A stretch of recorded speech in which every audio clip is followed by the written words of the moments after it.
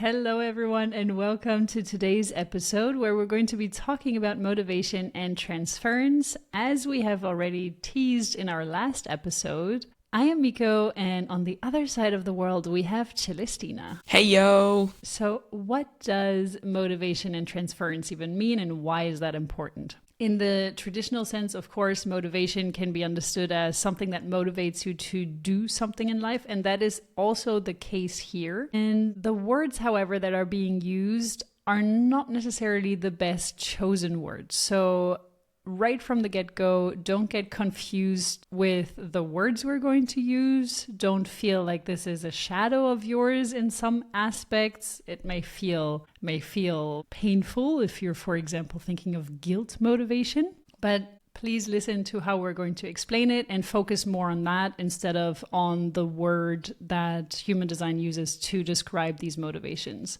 The first part we, however, need to explain is, where do you find your motivation? And in order to do that, we chose, who could we have chosen for that? We had to choose a motivational speaker.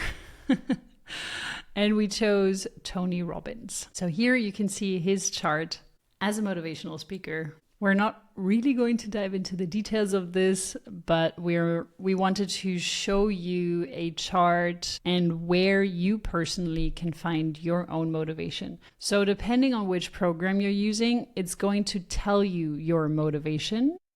In our program, we have the Expert Jovian Archive way of looking at things. When you're looking at the Jovian Archive without paying for it, without having this version of Jovian Archive, which is Maya Mechanics, it may be more difficult to find it. I'm not sure if it even says that, but you can find this information on Neutrino Design on the app.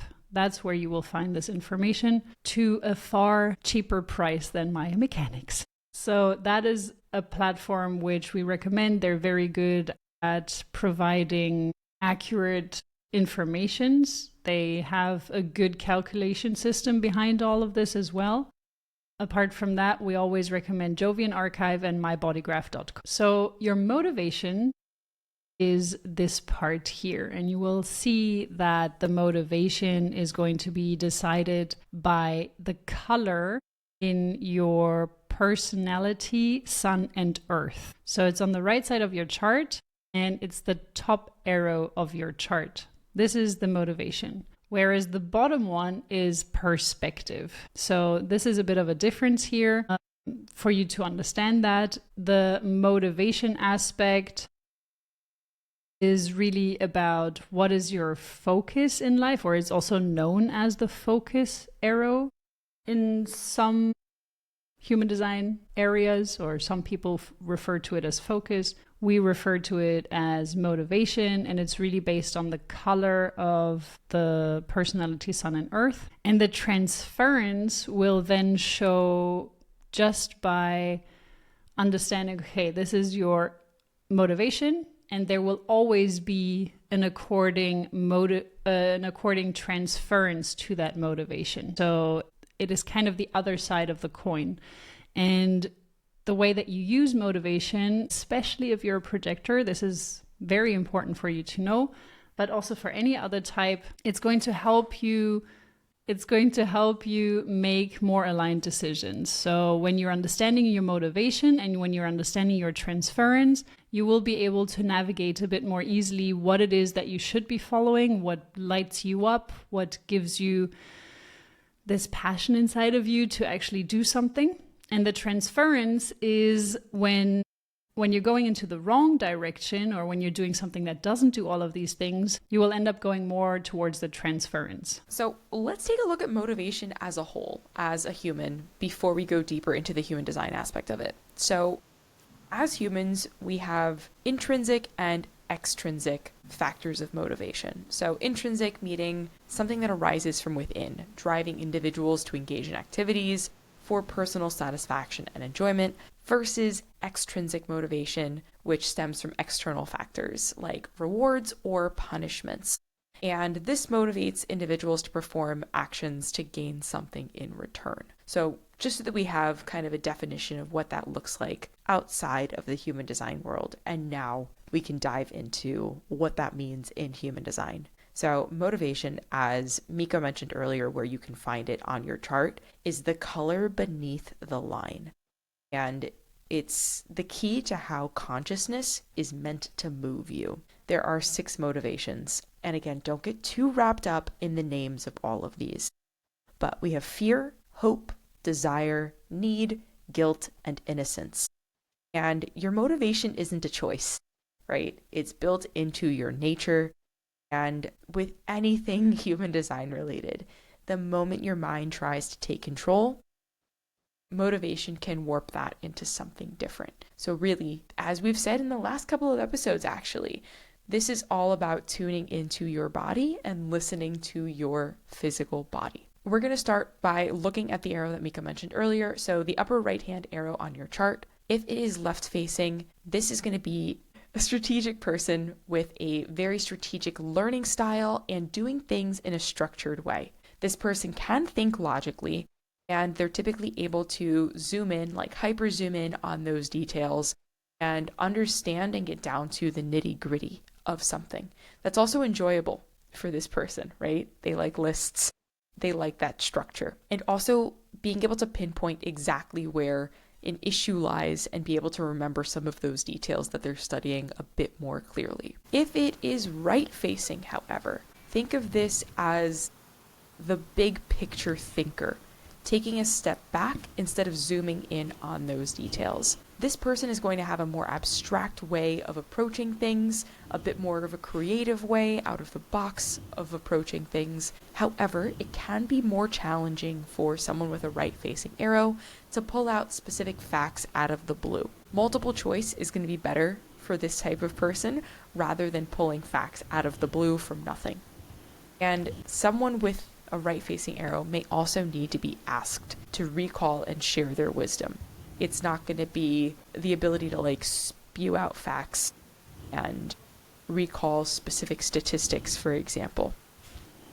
You may have that information in your head, but someone will have to ask you about that specifically for it to be pulled out of you. All of that to say is, you're still taking in information with a right arrow. It may just feel a bit less capable than a strategic mind because our society values and favors those who are more strategic thinkers.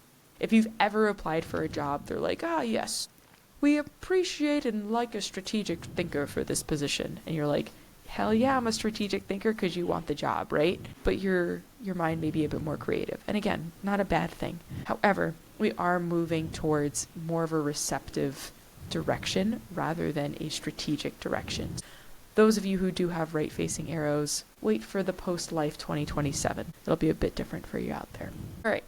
Long story long, let's get into each of the motivations. Start us off. So one thing before we're continuing with the individual motivations, this is a very, very sensitive area that we're getting into because things change very quickly. So sensitive in the way that you need your accurate birth time to get the accurate information. When we're talking about types or channels like gates, things like that, they often need a bit more time to change unless you're on the cusp. If you're a 6th line or a 1st line, for example, if you're born a bit later in the 6th line aspect, you could have switched to another gate if you are just on the cusp of that switch. Same with the 1st line. If you were born a bit earlier, you could have switched to a different time or a different gate. The variables, so these arrows that you're seeing, are all very sensitive to a time frame and they can switch more quickly. So just to bear that in mind, there's a very fine line between the 2nd color, the 3rd, the 4th, the 5th, the 6th. It's a very quick shifting aspect in your chart. Therefore, what we're sharing here with you today, if you don't know your exact birth time, and that also includes, yes, even if you have a minute, like a time of birth that is down to the minute, like for example, 9:11 in the morning or something, where you think, okay, this is exact. We still don't know 100% unless your parents were really paying very close attention to your exact time of birth, if the doctor or the nurses really wrote down the accurate birth time. So this is just something to bear in mind. This is also a reason, it's not the main reason, but it is also a reason why I find human design should be an experiment that you try out, that you test for yourself, just because most of us can't be 100% sure that this is actually the right birth time for us. So when it comes to the motivations, we have as a first color motivation, fear. And here we go. We're starting with the words that can feel a bit strange to us at first. So what does that mean to have motivation fear? It means that you really want to know all the details about what it is that you are working on, what it is you're studying, what it is you want to know more about, because it provides you with a sense of safety. So you're not really satisfied with just knowing the surface level of things. You want to dig deeper into things. And you also sometimes consider whether it is better and or safer for you to work on things alone or with other people. So what makes you feel safer when you're working on this thing? To be by yourself, to have the full control, or to be able to work with others and share responsibility. When you step to the other side, we have need as a transference. So instead of diving deep into the nitty-gritty to understand the full topic in all aspects, you just do what is necessary. You basically just cover 1, 2, or 3 aspects regarding this subject, but you don't have a foundational knowledge. You don't know everything about everything. Well, you don't know everything about this thing that you're doing, whether it's a project, a subject, or whatever it may be. And this is not the right way for you. It would not make you feel happy. It wouldn't make you feel safe, because what you really need to do is to discover and explore every detail of whatever it is you're following through with. Just bear that in mind and see how that resonates. If you do have fear as a motivation, then need is your transference. And what you're going to be learning here is just to become more aware of these things within you. Nothing is good or bad. It's just how it is. But when you're slipping into, okay, let me just do the bare minimum. If you have fear as a motivation, this is not the way that you should be going. You should really figure out everything that you need to know in order to feel safe and have a foundation. If you're looking at the lines as well, or the profiles that we discussed, you know that line 1 or profile 1 is always connected to a sense of foundation, a sense of safety, a sense of security, and this is the same in this case as well.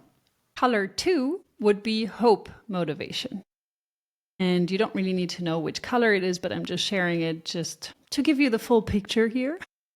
Most of the time you will just have it written out in whichever platform you're using. So motivation 2, aka color 2 of the personality Sun and Earth, is hope. And hope is basically you planting the seed of hope in others and lifting them up. As you can see, this is what Tony Robbins does. He doesn't just do it on stage actively, but it is inherently inside of him. This is his motivation. He loves to plant the seed of hope in others, to give them the innate trust in life and also in themselves that whatever they need, it will be provided. And that is what hope is about. It is about having a really positive, uplifting outlook in life that whatever you need, it will be provided to you through the universe, through serendipity, which is pretty much the universe. So whatever you need, it is always there. You don't have to worry. It's going to come to you. However, if he switches to transference, as in his guilt aspect, and yes, again, don't take the words too seriously here, but if he switches to guilt as his transference, instead of feeling hopeful and having this positive kind of lucky go round attitude, and really feeling it. It is not about your mind saying, okay, yeah, it's going to happen, but your physical body and everything inside of you doesn't believe it. That's not what it is about. It is an innate feeling of really trusting and having the faith that things are going to work out no matter what. And it also is not about just sitting around twirling your thumbs. You can't expect everything to just happen and fall into your lap if you're not doing anything. So please, this is one thing that I find very important to mention. You can have faith in the universe. You can trust in the universe. But if you're just going to sit at home not doing anything, how is anything supposed to cross your path? How is the universe supposed to provide you with anything? You do have to go out there, show yourself, engage with life. You don't have to engage with that many people if you don't enjoy engaging with people. But you do have to do stuff. You do have to step into action. So guilt as a transference is, yes, you do have a sense of feeling guilty. And that is when you start to try and fix things for others, but also for yourself. You're just actively trying to fix things because of this inner feeling of guilt. And this is not what it should be about. So this is the transference of hope. We are going to also cover guilt as a motivation. First, listen to this version that we're sharing here, and then we're going to share the version for guilt as a motivation. It is not one-to-one translatable. So what we're sharing here in the transference doesn't mean that it's going to be the same for the motivation. As a third color, or as a third motivation, we have desire. And desire is something that you really want to make or achieve something, and you really want to make a difference in the world. When you're seen as an authority in your field, you really shine so much and so bright, but you also have to first become an authority in your field. When you're looking at the transference of this, it would be innocence. And innocence is, instead of leading, you don't want to have anything to do with anyone. So the desire is really stepping into a leadership position and taking the wheel into your own hands and making a difference, making a change. Whereas innocence is really about letting yourself be led, and that you just don't want to do anything for anyone, not want to support them, not want to be this role model for people.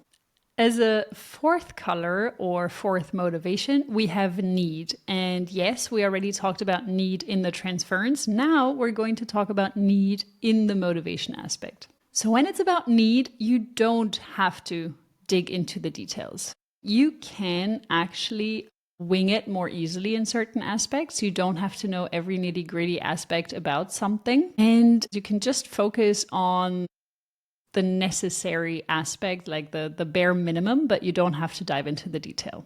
On the other hand, if you're looking at fear as a transference, you have a tendency to then dive into trying to figure out everything and knowing everything about the project, the person, the subject, whatever it may be. So you're getting lost in the details. And that is not what a need motivation should be doing. A need motivation should just use what they need, the bare minimum they need in order to feel safe and secure to do their thing, but they don't need all the details and all the information about something. The fifth color, or the fifth motivation, is guilt.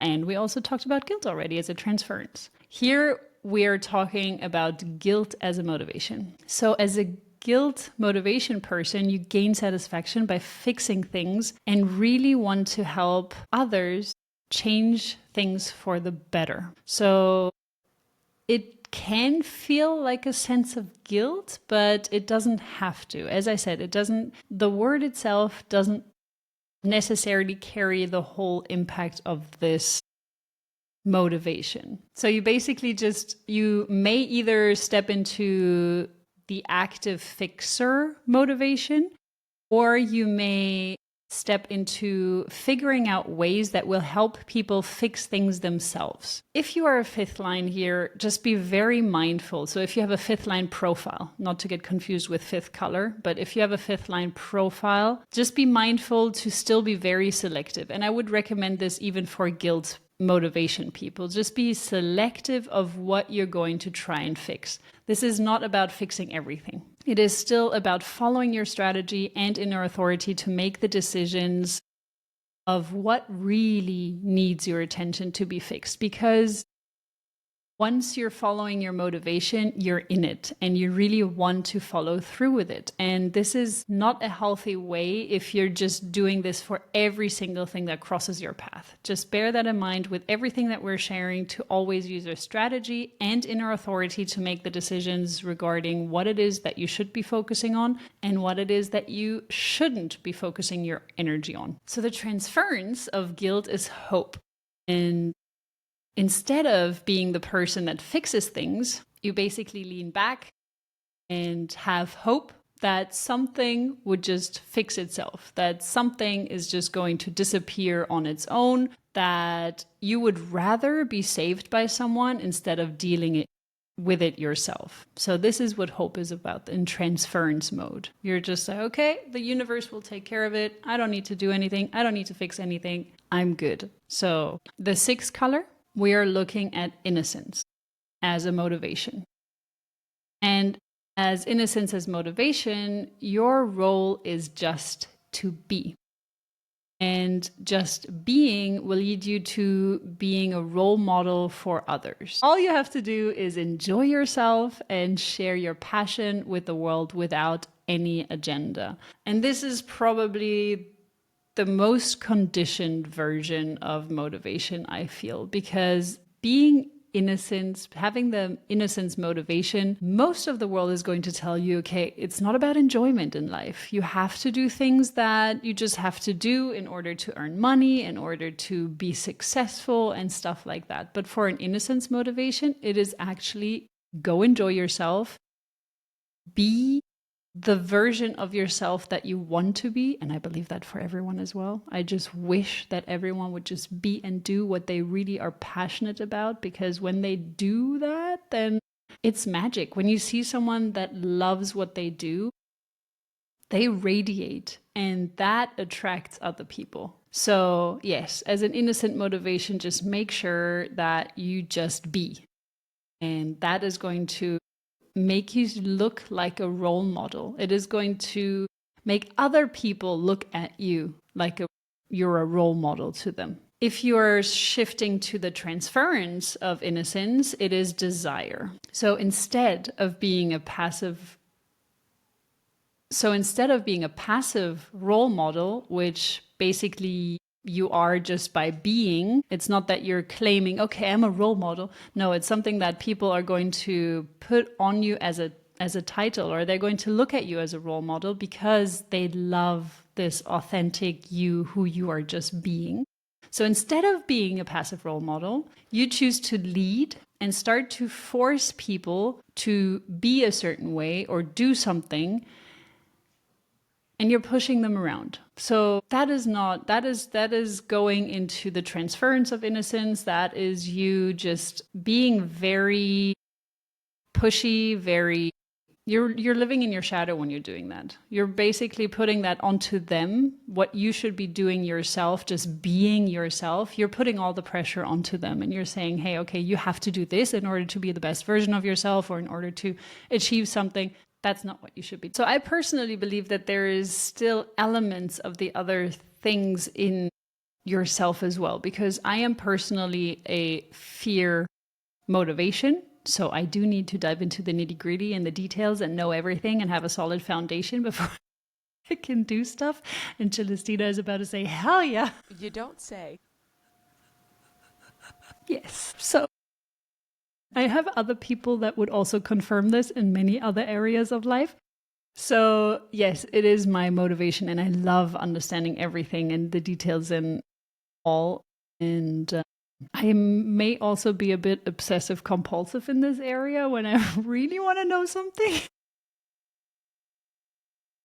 But I also believe in the universe. I also believe that there is no lack in the universe. And I think this is just a different way of looking at things. So I think that the universe provides whenever you need something, when you're in alignment. It's not just going to happen just to everyone or with everything, but you do have to put effort and work into yourself as well. There has to be a balance. This is my personal opinion, and it is different to motivation. So motivation is a way of going through life with having this kind of motivation, this innate, okay, this is just how I navigate and how I stay motivated and how I also achieve things in life. The other thing that I described regarding having faith in the universe, I feel like this is a belief system, but it is a sense of feeling that is also inside of me. It's like I feel at peace when I believe that. It's not something that comes from my mind necessarily. Yes, it is a belief concept, but it is something that I feel in my bones. So I feel like there is still a bit of a difference, and I may not be explaining it too well, the difference between motivation and having this innate belief. But I don't use this to be motivated and to step into action, if that makes more sense. It's a really in-depth breakdown, and I think it's super helpful to see both sides of the coin, exploring what is your motivation and then seeing the transference, but then also seeing what your transference is as someone else's motivation, I think is really helpful in understanding, yes, yourself, but also the other humans around you, right? Because I can see fear motivation in you 100%. And I'm sure you can see guilt in me, So it's really interesting to see it. And again, recognize when you may be going into that transference piece of it.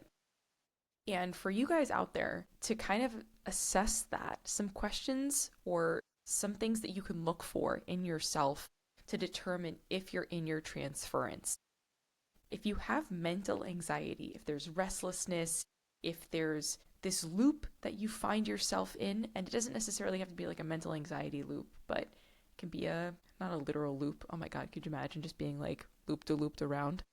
But if you find yourself going around in circles and it's not working, assess what your motivation is. Assess how, there's so many different things you can assess, but from a motivation standpoint, assess what the motivation is behind it. Are you in your motivation or are you in your transference? If you're putting effort towards something and not feeling the satisfaction, peace, success, combination of satisfaction and peace and or surprise, that could be a telltale as well. And if you're chasing outcomes, but in the end you're feeling hollow after achieving them, notice, are you coming at it from that true motivation? If you are coming at it from that true motivation, it should feel natural, it should feel organic, it should feel peaceful, it should feel like you, even if the topic is really heavy on the other end, right? Like if you're coming at it from the youest perspective, it should still feel really good. So notice that. And I think that that's also good to note. So with guilt motivation personally, right? I love helping people change things for the better, right? Like that is my bread and butter. But I've learned that other people need to want it too. I can come in and I can do it all day long.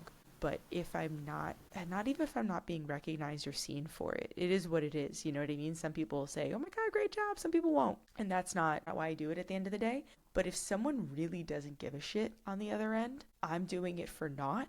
And then it feels really icky on my end, right? So make sure that not only are you doing it for you, but the people that are involved or you're doing it with or for also actually care, right? That's going to make the difference for you, for it to be sustainable and for it to feel good on the other end of all of it as well. Okay, so some action steps that you can take. Notice when your motivation feels mentally driven versus naturally arising, right? Is your mind getting in the way, or is this something that you're genuinely feeling into? Hark back to your strategy and authority. These are the guardrails, essentially, to be able to protect you. Okay, I'm going to go back. Trust your strategy and authority. Think of bowling, and when you're a kid, you put the guardrails up because you don't want to go in the gutter. Think of transference as the gutter and the lane as your motivation. Following that strategy and authority is going to help keep your bowling ball in the lane, quote unquote motivation, rather than in the transference in the gutter. And it's not always going to be easy necessarily, right? Like sometimes the ball goes awry, but if you can stick to your strategy and authority, the better. I mean, that's really the essence of human design, right? Like, yes, we give you all of this information, and please keep listening to these episodes, but like, your strategy and authority is key. And the more you can lean into that, the more natural all of these more deep aspects are going to feel for you. And last but certainly not least, let go of those mental solutions, right? Like, yes, your brain is a fantastic tool, but you're already inherently designed to be able to move correctly, to surrender. And if you do so, you'll listen to that body, your physical body, and the consciousness that it can provide for you and the insights that it can provide for you. So that was Motivation and Transference in a nutshell. If you guys have any questions, please feel free to leave them in the comments, ask us, and yeah, any other insights, Miko? No, you wrapped it up well. Alrighty, guys, if you do have more questions on this, please hit up Miko. This is what she does. She will go deeper into your human design with you. Opportunity.life. Again, who needs the .com? Because that's some 1999 BS over there. Hit her up on opportunity.life. And share this with your friends. If you guys are all getting into human design together, we'd really appreciate that. Start with the earlier episodes if you need some more of the basics of human design. And if you want to get wild and crazy, listen from episodes 10 till now. Get wild and crazy with us. Thank you everyone for listening. Bye. Hardcore, the Human Design Podcast.